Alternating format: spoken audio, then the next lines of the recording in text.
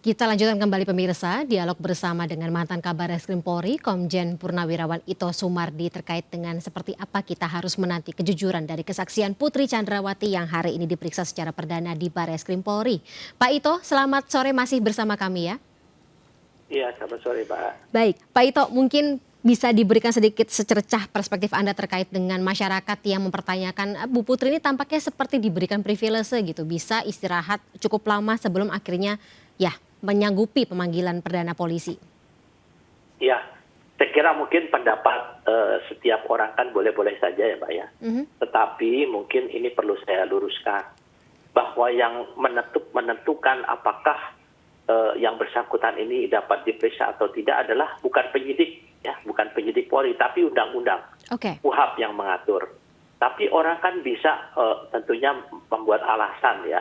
Alasan supaya dia memperlambat dan lain sebagainya, dan tentunya Polri pun atau penyidik itu tentunya mempunyai cara, yaitu upaya paksa dengan mendatangkan dokter dari dinas ya, dari Polri, sehingga kalau dokter mengatakan layak untuk dimintakan keterangan dalam kondisi sehat, bahwa yang bersangkutan pasti harus memenuhi aturan tersebut, karena kan ada hak-haknya yang diatur di dalam KUHP ya Pak ya.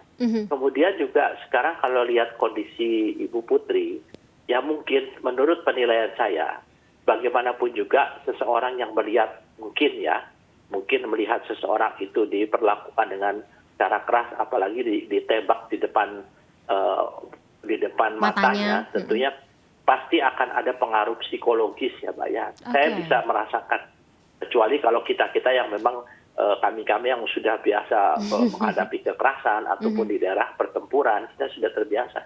Tapi buat orang awam itu kan dia akan shock ya. Nah, tapi kan tentu ini pun tidak akan menghalangi pemberkasan daripada satu kasus ini, karena mengapa sekarang kelihatan ada seperti privilege atau ada keistimewaan? Karena kan memang kasus ini sekarang sedang mendapatkan sorotan yang sangat luas, bukan hanya di Indonesia saja Mbak Fania ya, bahkan teman-teman saya mantan duta besar atau duta besar yang ada di Australia, yang ada di Bangkok, di Malaysia, mereka menanyakan semua perkembangan kasus ini.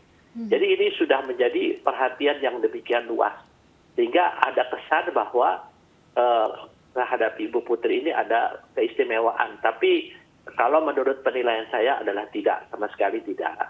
Hanya kan kemarin Pak Dirpedum sudah mengatakan, meskipun Ibu Putri belum bisa diperiksa, tapi untuk yang lainnya tetap diperiksa, dan saat ini berkasnya bahkan sudah diajukan ke JPU.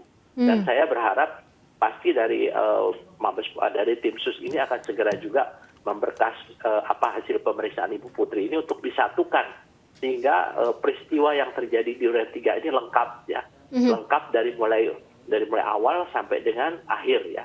Ya bisa disimpulkan, kemudian juga bisa mematahkan motif yang disampaikan bisa juga terpatahkan, karena ini kan tidak disatukan, masih diperiksa secara terpisah. Nanti akan dilihat apakah yang bersangkutan memang menyampaikan motif yang sifatnya bohong atau tidak sebenarnya, ataukah memang motif itu terkait. Nah, apa yang motif terkait ini, hasil dari pemeriksaan Bu Putri ini akan menjadi poin-poin ya, atau poin-poin yang sangat penting untuk bisa membuat satu konstruksi kasus 340 dan 338 yang dituduhkan atau disangka kepada mereka. Demikian, Pak. Tetap akan jadi pertimbangan untuk kepolisian ya, apapun nanti yang akan muncul dalam pemeriksaan hari ini, seperti itu ya Pak Ito. Nah, berangkat dari motif juga Pak, dan juga informasi yang sebelumnya disampaikan oleh Ibu Putri, kebetulan hari ini juga bertepatan dengan pemeriksaan perdana Ibu Putri, kuasa hukum Brigadir J, tim kuasa hukumnya juga melaporkan Putri Chandrawati ke Bareskrim. Kalau saat ini atau kali ini pasalnya atau dasar pasalnya adalah penyampaian informasi tidak benar atau hoax. Ini tentu juga jadi pertanyaan, kenapa kalau misalnya seperti itu alasannya atau ada dasar-dasar seperti itu, ketika penetapan tersangka Bu Putri hanya menggunakan pasal pembunuhan berencana, tidak menggunakan atau pasal berlapis seperti ini, Pak? Kalau kita lihat pasal yang dikenakan adalah 340, Mbak, dan 338, Yunto 55 dan 56. Jadi Yunto 5556 ini adalah satu perbuatan yang dilakukan secara bersama-sama. Oke. Ya, masing-masing tentu perannya beda-beda. Nah, kalau yang dilaporkan oleh Pak kuasa hukumnya dari almarhum Brigadir J itu boleh-boleh saja, tapi jujur saja nanti akan membuat masalah pengungkapan kasus ini akan tentunya berkembang ya Mbak ya, berkembang ke arah pemeriksaan atau sangkaan yang lain yang harus dibuktikan oleh penyidik, demikian. Jadi masih akan ada kemungkinan atau tidak menutup kemungkinan pasalnya bisa dikenakan lebih dari satu, ya tadi jungto atau pasal yang sudah ditetapkan atas Ibu Putri dan juga teman-teman lainnya atau pihak-pihak lainnya juga ditetapkan sebagai tersangka, seperti itu ya Pak? Ya, sangat bisa Mbak, sangat bisa. Ini tergantung daripada penyidik.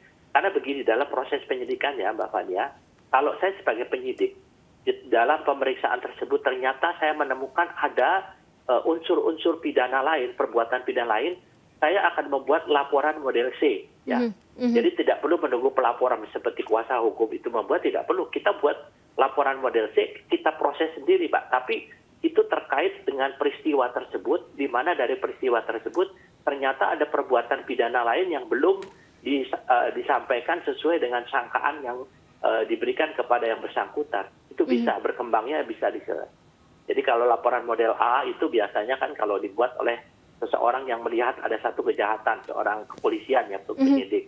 Model B dilaporkan oleh seseorang yang merasa dirugikan. Kemudian yang C itu adalah apabila di dalam penyidikan ditemukan unsur pidana lain, maka tanpa ada laporan dari luar, maka penyidik akan membuat laporan model C. Demikian prosedurnya, Mbak. Baik. Cukup menarik, kita bisa akan melihat seperti apa dinamikanya ke depan. Nah, kita geser sedikit Pak Ito terkait dengan motif ini berkali-kali ditanyakan, berkali-kali menjadi isu panas yang berkembang di luar sana terutama di media sosial. Memang kita tahu kalau dalam KUHP dan juga KUHAP, motif ini tidak jadi unsur utama nanti dalam persidangan atau mempengaruhi tuntutan pidana bagi para tersangka utama. Tapi bagaimana Anda melihat masifnya tuntutan dan juga ekspektasi masyarakat di luar sana untuk mengetahui apa sih motif yang mendasari kasus kematian Brigadir J ini? Jadi menurut Anda kira-kira mengapa atau katakanlah apakah memang seharusnya Polri atau pihak-pihak terkait ini berhak atau wajib membeberkan motif yang ada ini kepada masyarakat sebelum kita tunggu atau kita lihat persidangan nanti akan berjalan? Ya, saya tadi sudah sampaikan ya Mbak Fania bahwa motif itu sifatnya adalah subjektif. Ya, ini saya alami selama saya bertugas selama di reserse. Orang itu untuk menghindarkan hukuman yang lebih berat, dia karang motifnya. Ya, ternyata setelah saya melakukan penyidikan secara mendalam dari alat bukti, dari barang bukti, ternyata motif yang disampaikan itu tidak sesuai dengan kenyataan. Nah, oleh karena itu maka motif ini di dalam proses hukum pidana ini kan tidak menjadi hal yang penting. Nanti hakimlah yang akan menentukan motif yang sesungguhnya apa. Seseorang bisa menyampaikan motif itu sesuai dengan karangan dia. Makanya sifatnya subjektif. Nah, jadi saya kadang-kadang juga merasa ini juga gitu kalau ada orang minta motifnya ya. Saya kalau ditanya motifnya saya karang aja motifnya sekarang. Tapi kan nanti akan disatukan hasil-hasil daripada keterangan saksi-saksi, keterangan tersangka lain ya yang merupakan alat bukti, keterangan ahli ya. Orang bisa mengatakan menembak misalnya, saya nggak sengaja nembak. Tetapi dari keterangan ahli balistik dan kedokteran kehakiman akan bisa ditentukan bahwa tembakan itu betul-betul berasal dari orang yang memang jaraknya dekat dan lain sebagainya. Bisa jadi makanya, pertimbangan sendiri ya Pak ya dalam nanti. Iya betul persidangan. Betul Pak. Jadi itu yang nanti kita harus menunggu bagaimana kalau orang menyampaikan motif itu nanti ya pasti bisa sajalah dia menyatukan sesuatu yang ingin meringankan dia. Contohnya sekarang misalnya, motifnya apa? Saya dendam. Kenapa? Karena istri saya diganggu. Apakah betul istri saya diganggu? Ternyata dari keterangan tidak ada tanda-tanda yang mengarah kepada mengganggu istri saya misalnya kan. Tapi motif itu kan saya katakan demikian gitu. Nah nanti hakim akan menentukan apakah betul itu yang motif yang saya sampaikan itu. Karena motif ini akan bisa memperberat ya. Tapi bisa juga meringankan. Nah, oleh karena itu motif ini sifatnya adalah subjektif ya. Baik. Demikian, Mbak. Terakhir, Pak Komjen Purnawirawan Ito Sumardi, Bapak pernah mengatakan sebelumnya ada peran penting yang seharusnya dikeluarkan atau katakanlah disampaikan oleh Pak Presiden gitu terkait dengan kasus ini. Sejauh apa seharusnya pemerintah dalam hal ini Pak Presiden Joko Widodo bisa turun langsung serta untuk memberikan pernyataannya atau memberikan katakanlah bentuk pengawalan atas kasus ini? Ya, yang pertama, kalau sudah presiden itu adalah pimpinan tertinggi dari Kepolisian Republik Indonesia.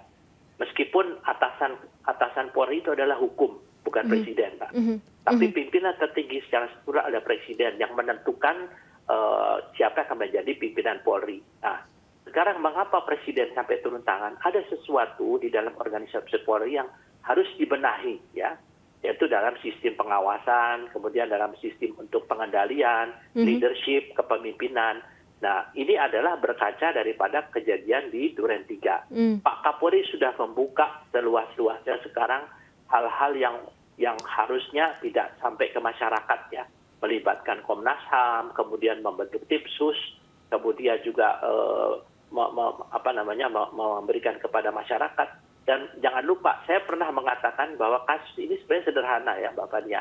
Tapi karena terjadi pengaburan, ya, kemudian skenario, kemudian menghalangi penyidikan, merusak barang bukti, menghilangkan barang bukti, kasus ini menjadi rumit, ya. Sebetulnya kalau semuanya ada, dari pertama CCTV ada, dilaporkan pas setelah kejadian, ini sudah selesai mungkin untuk tingkat polsek. Tidak perlu berepisode-episode, ya? Iya, ini karena ada skenario inilah yang tentunya menjadi perhatian presiden bahwa mengapa ini bisa terjadi, di mana pelakunya adalah polisinya polisi. Berarti ada sesuatu yang salah di dalam sistem pembinaan karir, sistem pembinaan personil di Polri yang harus dibenahi.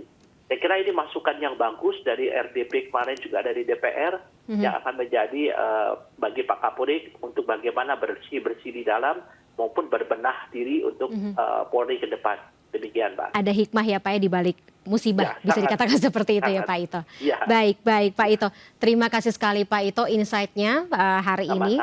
Sore hari ini sudah meluangkan waktu untuk hadir bersama kami di MNC News Now. Sehat selalu, Pak Komjen Purnawirawan Ito Sumardi. Terima kasih sekali lagi. Sampai jumpa. Assalamualaikum warahmatullahi wabarakatuh. Waalaikumsalam warahmatullahi wabarakatuh. Pemirsa, tetaplah bersama kami di MNC News Now. Kami akan segera kembali bersama rekan saya, Herjuno Syaputra.